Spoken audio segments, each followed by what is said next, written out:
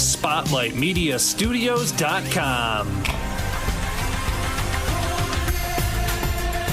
Welcome to Education Unfiltered. Here is Mary Stucko.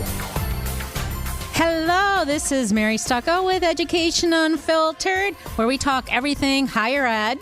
And today we are joined by Janet Lillie, who is the Assistant Vice President for Community Relationship at Michigan State University. Welcome, Janet. How are you? Good morning, Mary. I'm fine. How are you? I'm doing great. So tell me, how are things going at Michigan State as we're nearing kind of towards the end of fall semester 2020? What's going on there? How are things looking? Well, it's hard to believe we're already into November now, isn't it? I know it. Yeah, the semester has gone pretty quick. Well, every day brings new challenges and opportunities, I think. There's always a lot going on at Michigan State. Mm-hmm. I know that our students are very much so focused on their academics and keeping their concentration up. And we're also very focused on keeping the MSU community as safe as possible during the pandemic. So we are very intent on doing what we can to make sure that students know what they need to do to be safe, and our faculty and staff know what they need to do, our researchers, et cetera. So just keeping with the same messages that we've been doing all semester. I was just talking with somebody the other day. We were wondering, because, of course, I'm an MSU grad too, so we were all, talking about our alma mater. What does it look like in the dorms right now? Are there many people living there? Yeah, we actually have. I mean, I know that in mid-August we did a pivot, and for students who could stay at home to continue their learning, we asked that they do that. But we did bring a handful of students back to campus who really do call MSU their home. So, for example, there's international students who are living in the halls. There's other students who perhaps they had specific jobs on campus they needed to still, do for their livelihood, and other cases as well. There are a few academic programs that still had a lot of in-person instruction. So all in all, we had about 2,400 students who remained on campus. And they're spread out through campus, not in every single residence hall, but we didn't put them all in one hall. We are definitely practicing distancing as well throughout some of our campus residence halls, and just trying to keep people spread out but still providing the same great MSU on-campus services to those who are here with us. That's wonderful. Tell me, what areas of expertise or interest or majors are you trying to keep more on campus for that, on face-to-face, hands-on experience?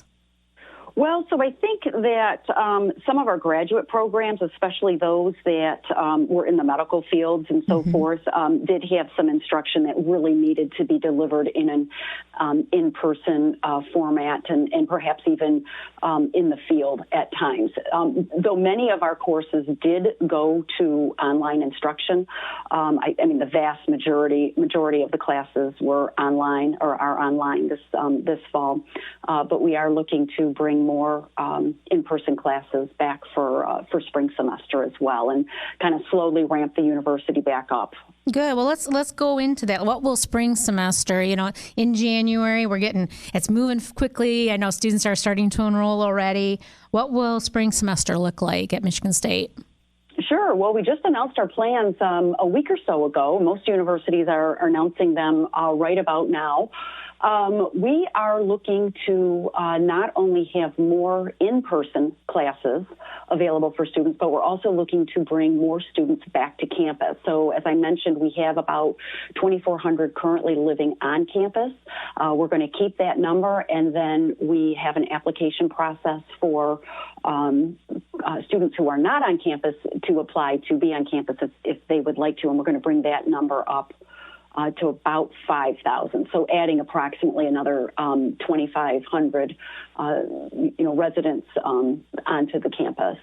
So we're excited about that. There's a lot of planning that goes into place with that, and we had a pretty good semester in terms of what students were doing in the halls and just helping them understand the distancing, the mask wearing. We have a campus compact that students are doing.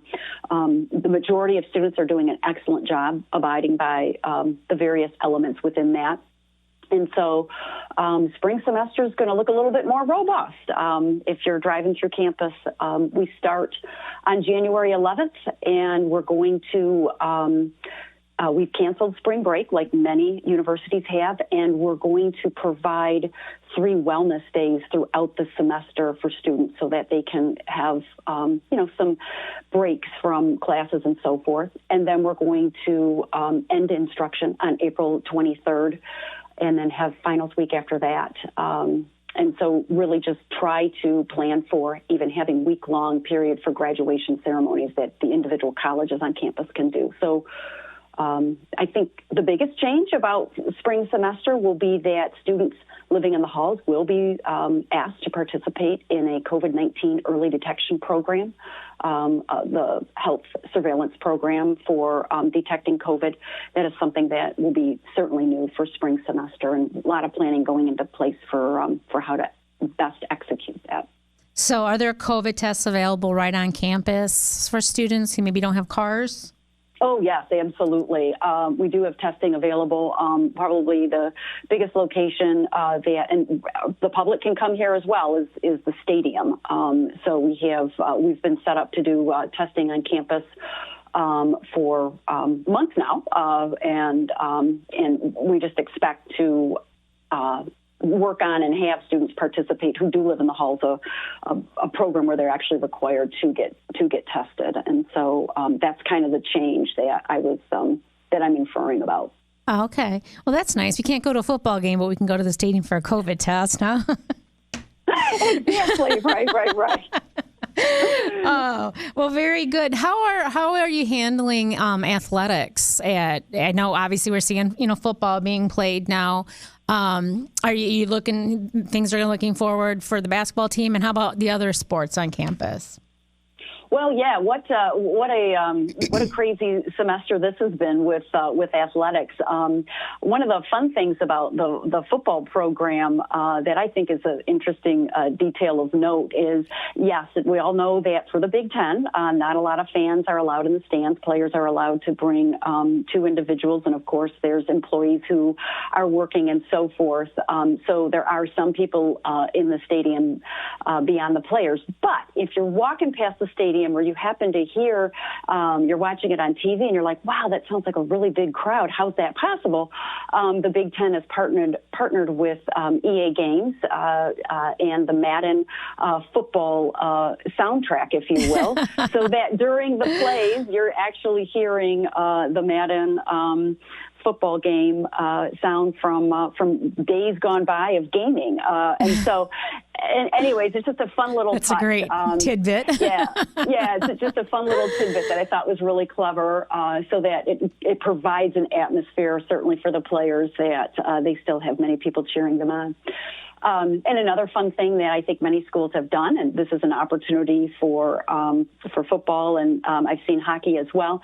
If you would like to have a cutout of yourself or your dog or your kid, I've seen it all. You can go to the athletic site and for a small fee, pay to have a cutout made that would be put in a seat to be a visual representation of your spirit there. And I love that idea. That's great. They will send it to you after the end of the season. Oh, really? So you get to have it displayed there, plus then they give it back to you when they're done. Oh, that is awesome. Yes. Do you know you just had to go to the athletic website for that? Yeah, it's pretty reasonable. I don't want to quote the price. Yeah, but I was surprised by how reasonable it was. And they just launched the opportunity with hockey just a this week or last week, I saw that opportunity as well. So if you missed it for football and you're a hockey fan, it might be a good opportunity to partake in the spirit that way. Kind of a neat Christmas present idea. I bought you a cutout of yourself. And he gets to go to the hockey games. That's fantastic. I love it. Absolutely. Absolutely. So tell me, how are the students doing? How are the students responding, and what kind of special services do you have available to them during this time? Well, the students are. I'm always so impressed with our students. The majority of the students, the vast majority, are responding in really impressive ways. They're trying to stay focused for sure on their academics. It is a harder delivery model for some students if you do have classes online. And I think the vast majority of students are definitely doing those, taking the personal responsibility to be safe and so forth during COVID. We have had some challenges with some students who have either thrown larger parties off campus. You've probably seen it in the news, and I know that has been a great deal of frustration for not only MSU, but also the local community, because it does impact our businesses, our schools, and just the overall welfare of the community. And to that end, students have, if a student is put through the conduct system, there have been sanctions put in place up to suspension. We have issued several interim suspensions where they might be suspended for a few days or even longer until they have an opportunity for their hearing and due process.